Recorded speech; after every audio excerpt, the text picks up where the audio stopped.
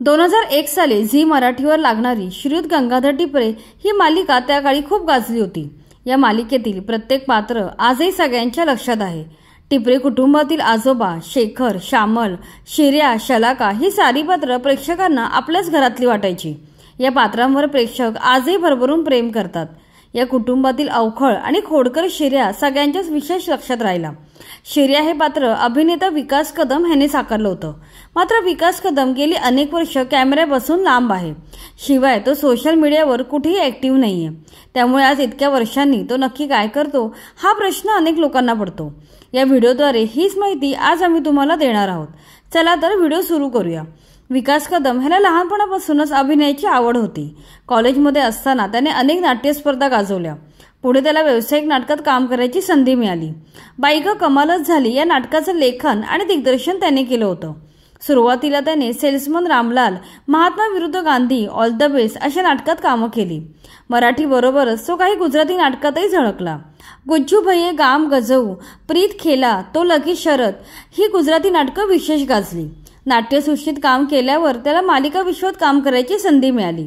केदार शिंदे यांच्या श्रीयुत गंगाधर टिपरे मालिकेद्वारे त्याने मालिका विश्वात पदार्पण केलं। या मालिकेतील त्याने साकारलेल्या शिर्या या पात्रामुळे तो महाराष्ट्रातील घराघरात पोहोचला। आजही लोक त्याला शिर्या या नावानेच ओळखतात। याच काळात तो हसा चकटफू या कॉमेडी मालिकेतही दिसला होता। त्यानंतर विकास पडद्यावर आणि पडद्यामागे दोन्हीकडे काम करू लागला। 2006 साली आलेल्या रोहित शेट्टीच्या गोलमाल या हिंदी सिनेमासाठी त्याने क्रिएटिव्ह असोसिएट म्हणून काम केलं। त्याने या सिनेमामध्ये मुखपात्र साकारणाऱ्या तुषार कपूरला खास ट्रेनिंग दिलं होतं। या सिनेमानंतर तो रोहित शेट्टीच्या टीमचा अविभाज्य भाग बनला। त्याने रोहित शेट्टीच्या आगामी सर्व सिनेमात असिस्टंट म्हणून काम केलं आहे। त्यामध्ये Golmaal again, Singham, Singham return, all the best, Bol Bachchan, Chennai express, गोलमाल 3 अशा सुपरहिट सिनेमांचा समावेश होतो। तसेच त्याने सिंगम आणि गोलमाल रिटर्न या सिनेमात छोट्या पण मजेशीर भूमिका साकारल्या आहेत। रोहित शेट्टी बरोबरच अजय देवगणलाही विकासचं काम आवडलं। अजय देवगणच्या प्रोडक्शन हाऊससाठी त्याने क्रिएटिव्ह असोसिएट म्हणून काम केलं आहे। अजय देवगण निर्मित टूनपूर का सुपर हिरो, सन ऑफ सरदार या सिनेमाच्या कोर टीममध्ये त्याने काम केलंय। याशिवाय तो काही मराठी सिनेमांमध्ये झळकला होता। त्याने विटी दांडू या मराठी सिनेमाची कथा लिहिली आणि त्यात अभिनय सुद्धा केला। हा सिनेमा अभिनेते अजय देवगण यांनी प्रोड्यूस केला होता। नंतर त्याने रामचंद्र पुरुषोत्तम जोशी या सिनेमातही अभिनय केलाय। 2014 साली तो नारबाची वाडी या गाजलेल्या सिनेमात झळकला होता। या सिनेमात प्रेक्षकांना पुन्हा विकास कदम आणि दिलीप प्रभावळकर ही आजोबा नातवाची जोडी पाहायला मिळाली होती। त्यानंतर 2015 साली आलेला मर्डर मिस्ट्री हा त्याने अभिनय केलेला शेवटचा चित्रपट आहे। यानंतर तो अभिनय क्षेत्रापासून लांब आहे।